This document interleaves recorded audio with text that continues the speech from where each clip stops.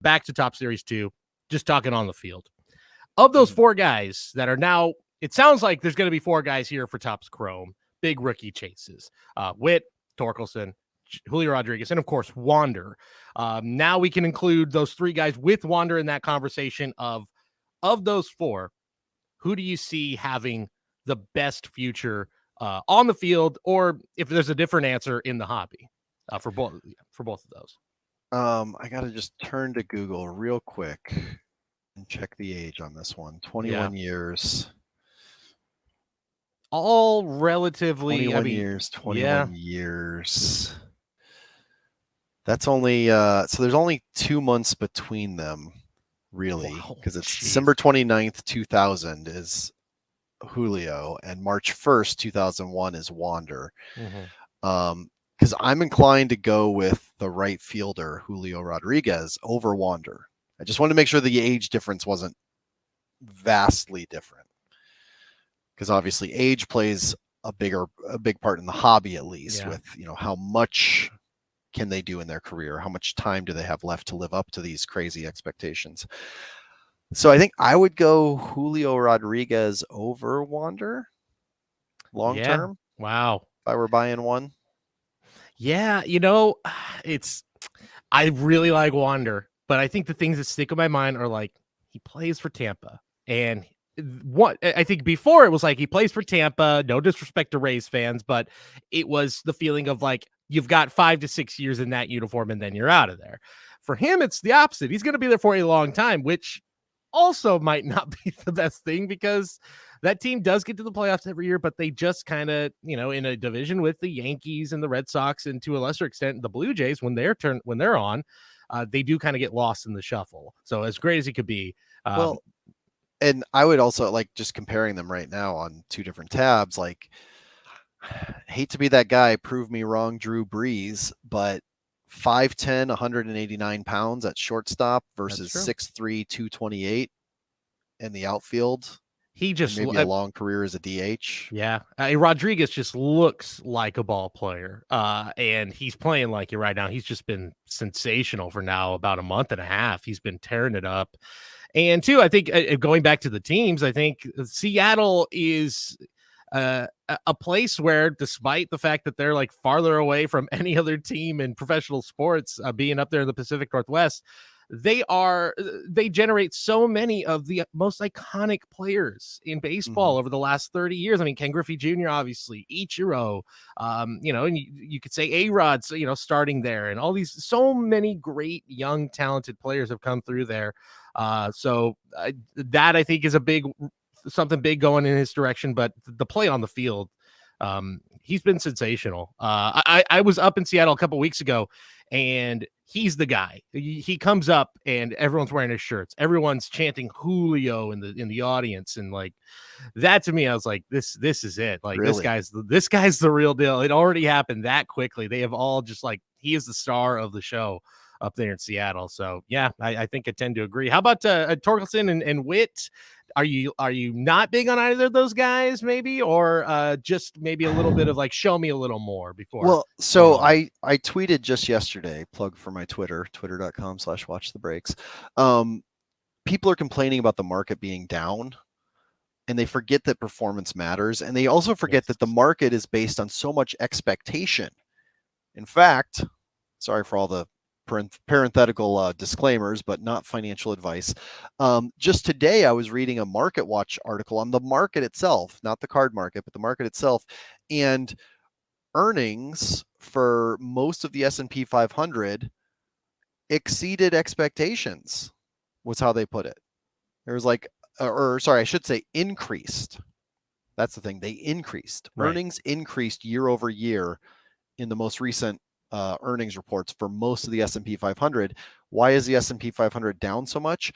It's because expectations. Yes. Well, I didn't want it to exceed by 9%. I wanted it to exceed by 19%.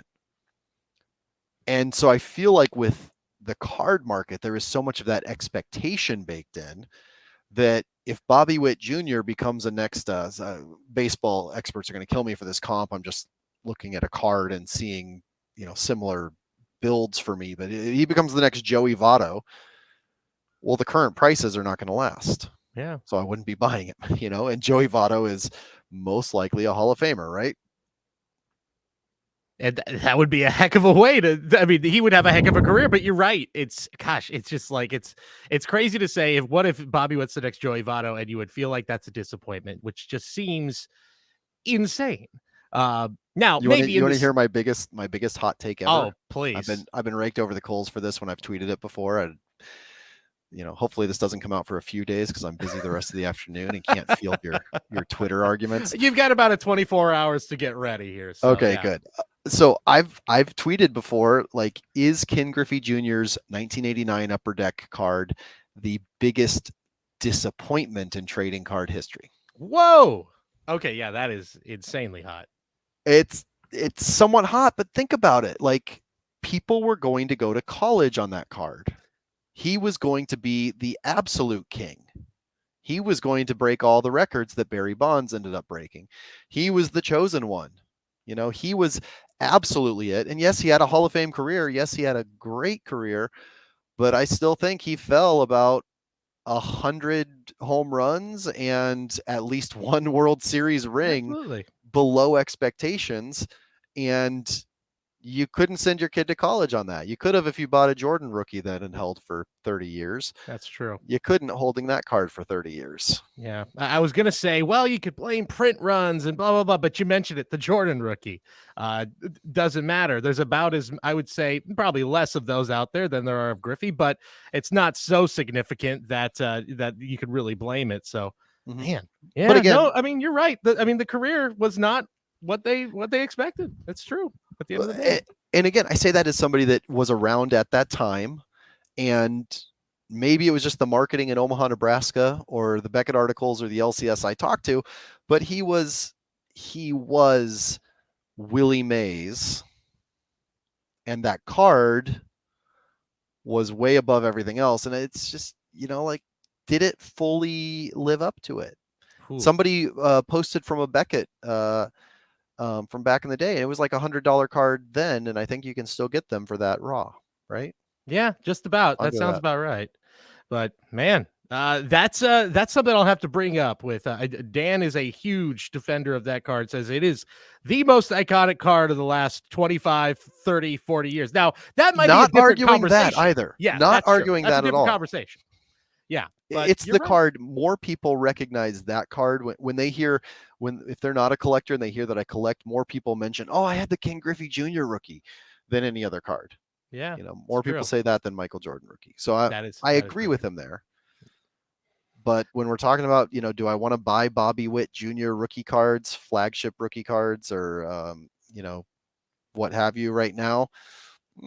Not really. Yeah. Keep it in mind. A guy who is a top 10 home run hitter of all time, maybe the most iconic player of his era, for sure, even if he wasn't the best. Yeah, that's true. And even he maybe didn't, in your eyes, did not live up to the financial, I guess, expectations that people were giving that card. So something to keep in mind. Thanks so much for checking out this clip of Wax Packs and Warning Tracks, Mojobreak's Baseball Card Podcast. If you want to hear the entire episode, make sure to click that link down below in the description, or better yet, make sure to subscribe to the podcast. Just search Mojobreak Sports Card Show. That's Mojobreak Sports Card Show wherever you get podcasts, and you'll get new episodes of Wax Packs and Warning Tracks every Tuesday, plus new episodes of our flagship podcast, The Hype, every Thursday. And of course, make sure to subscribe to Mojobreak Media for more podcasts, more clips, and more original videos right here. Make sure to subscribe, make sure to like the videos, and we will see you next time.